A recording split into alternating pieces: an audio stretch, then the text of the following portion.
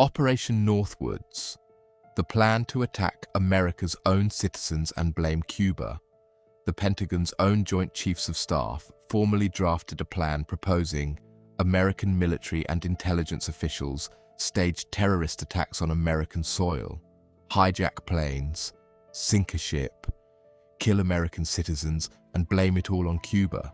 specifically to manufacture public support for an invasion. A civilian president rejected it. The document proving it existed remained classified for over 3 decades.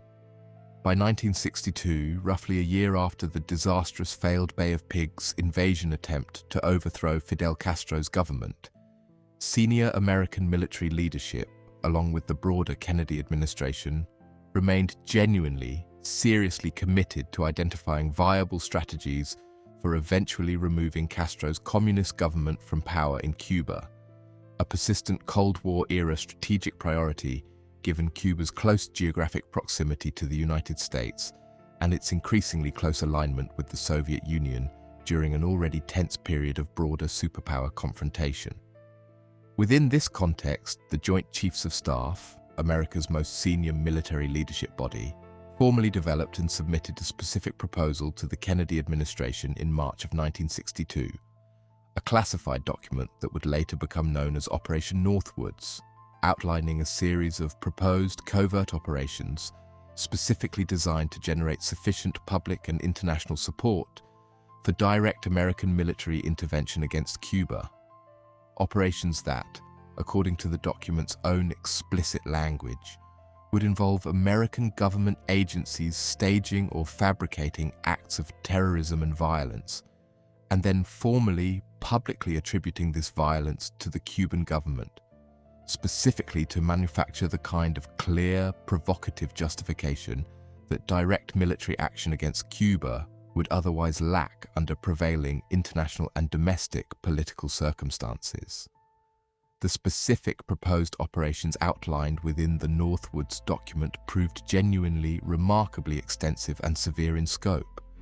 including proposals to stage the hijacking of civilian and military aircraft,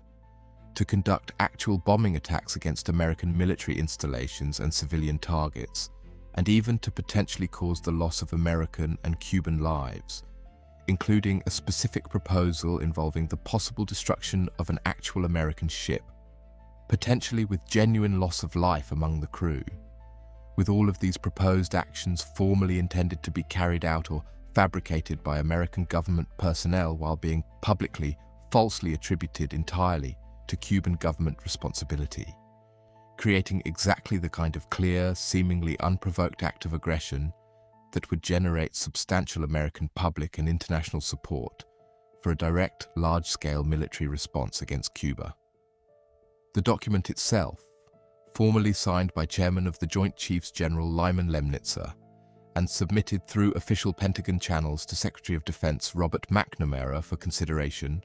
represented a genuinely, remarkably direct, formally documented proposal for American government agencies to deliberately harm American citizens and stage attacks against American military and civilian targets, specifically as a calculated method of generating public support for a predetermined military objective. A proposal genuinely difficult to reconcile with more conventional understanding of legitimate government, military, and strategic planning, given its explicit formal willingness to accept genuine American casualties as an acceptable cost of achieving the plan's underlying strategic objective.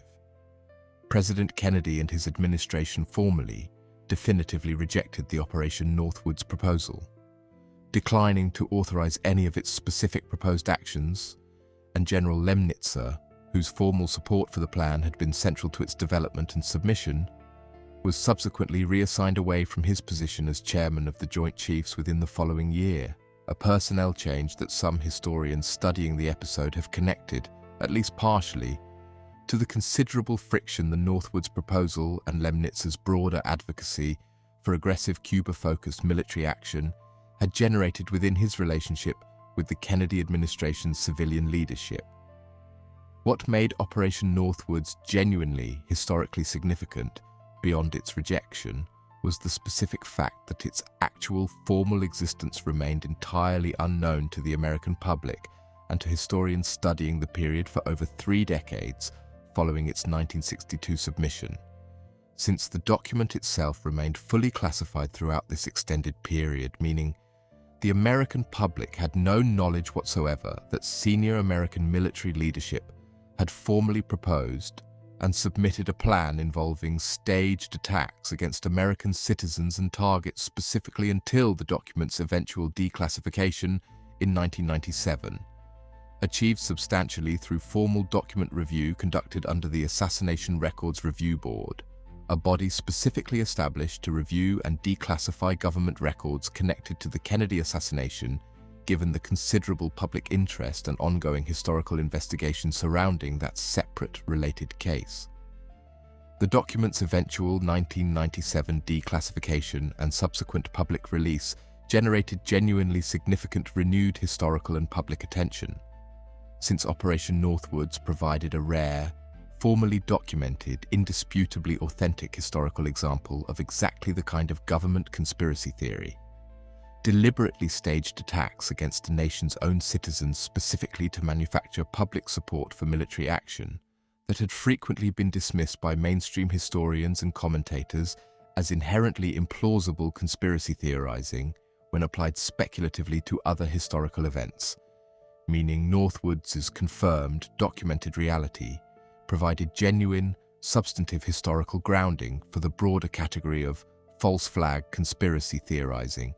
in a way few other comparably documented cases ever have. What makes Operation Northwoods endure as one of history's most significant documented examples of proposed government deception isn't simply the severity of the specific proposed actions themselves, genuinely disturbing as those specific proposals remain even in formal historical retrospect, but the fact that the plan was ultimately rejected rather than implemented, meaning Northwood's actual historical significance lies substantially in what it reveals about the genuine, seriously considered strategic thinking occurring at the highest levels of American military leadership during this specific Cold War period, rather than in any actual executed historical event. A genuinely rare, formally documented window into exactly how far senior officials were willing to seriously propose going in pursuit of a predetermined strategic objective, even when that specific proposal was ultimately never actually carried out. If stories like this, where the most disturbing part isn't that something terrible happened, but that senior officials formally proposed it, and nearly 3 decades passed before anyone outside the room ever found out, are exactly what you come here for, subscribe to The Grave Details, because history holds more stories like this than most people will ever know.